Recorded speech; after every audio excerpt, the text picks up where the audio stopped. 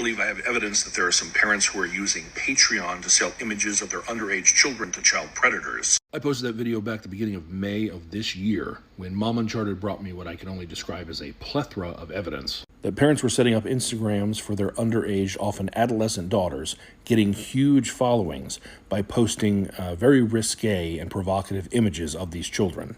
And all of the profiles that we looked at all had links to Patreon accounts where people could subscribe. And there, for a monthly subscription fee, you have access to over 850 images of her that can't be posted here. And it was multiple accounts, many with absolutely massive followings. And when people would report them, Patreon's response was, well, it's an 18-year-old who has the account.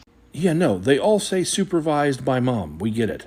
But here's the problem. A site like the O and the F, you have to provide releases for anyone who appears in content, and you have to prove that they're 18, every single person that appears in content.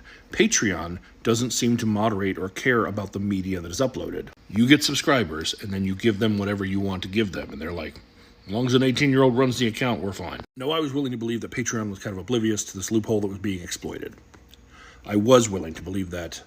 I don't believe it so much anymore, because recent events involving Patreon indicate otherwise. So first came the news that Patreon laid off its security team. Like, the whole team. Emily Metcalf, a former senior security engineer at Patreon, said in a LinkedIn post on Thursday, "So for better or worse, I and the rest of the Patreon security team are no longer with the company."